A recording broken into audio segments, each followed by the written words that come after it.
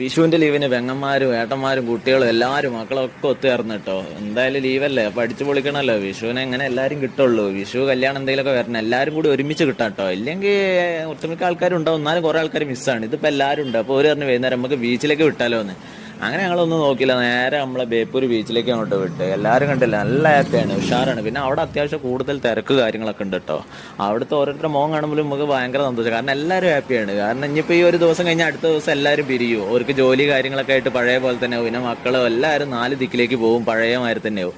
ഞാനൊക്കെ നല്ലോണം ഹാപ്പിയാണെന്ന് വെച്ചാൽ ഞാൻ നല്ലോണം ഹാപ്പിയാണ്. മക്കളും എല്ലാവരും ഹാപ്പിയാണ്. കാരണം ഞാൻ കുറേ കാലത്തിന് ശേഷമാണ് ഫാമിലീൻ്റെ കൂടെയൊക്കെ ഇങ്ങനെ ഒരു ട്രിപ്പിനും കാര്യങ്ങളൊക്കെ പോകണം കേട്ടോ. ചെറിയ ട്രിപ്പാണെങ്കിലും നമുക്ക് വളരെ സന്തോഷം കാര്യങ്ങളും തന്നു കേട്ടോ. മക്കളെ മോൻ തന്നെ ഉണ്ടല്ലേ.